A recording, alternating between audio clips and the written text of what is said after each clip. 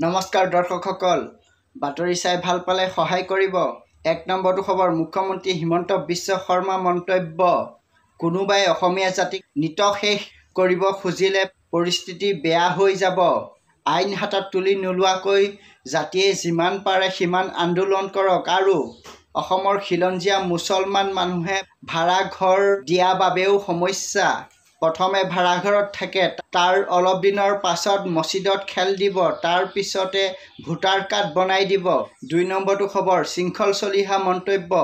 ধুবুৰীত গৈ মিয়াক চুমা খাইছে অখিল গগৈয়ে। শিৱসাগৰ ৰাইজে দেখিছে বা অসমৰ ৰাইজে দেখিছে। আৰু শিৱসাগৰৰ বিষয়ে সিদ্ধান্ত বিধায়কে ল'ব নোৱাৰিব। শিৱসাগৰ জাতীয় জনগোষ্ঠীয় দল সংগঠনে ল'ব। আৰু ৰংঘৰ চাৰিআলিত দা কোঠালৈ খিলঞ্জীয়াক মাৰিবলৈ আহিছে, আমি মনে মনে থাকিম নেকি? ৩ নম্বৰটো খবৰ, অবৈধ বাংলাদেশী মিয়া সমৰ্থক ইউনুছ তামুলীৰ বিৰুদ্ধে দিছপুৰ থানাত এজাহাৰ দাখিল কৰিছে হিন্দুৰক্ষী সংগঠনে।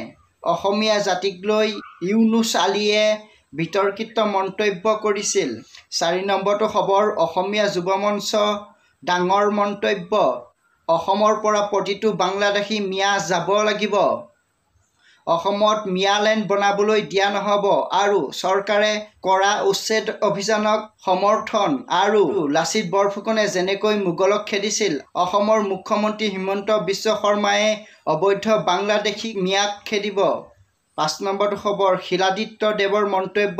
উজনিত আৰম্ভ হোৱা মিয়া খেদাও অভিযানক সমৰ্থন কৰিছোঁ। আৰু মই ১০ বছৰ আগৰে পৰা কৈ অহা কথাখিনি এতিয়াহে চৰকাৰে বা দল সংগঠনে বা অসমৰ ৰাইজে বুজিছে। আৰু চৰকাৰে প্ৰতিখন জিলাই জিলাই উচ্ছেদ অভিযান চলাব লাগে।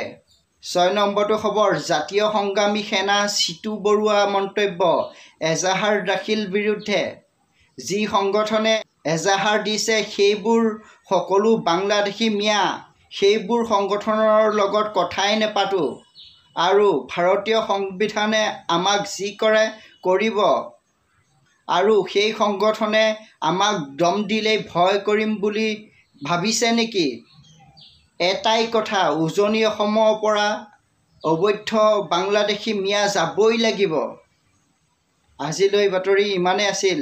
জয় আই অসম।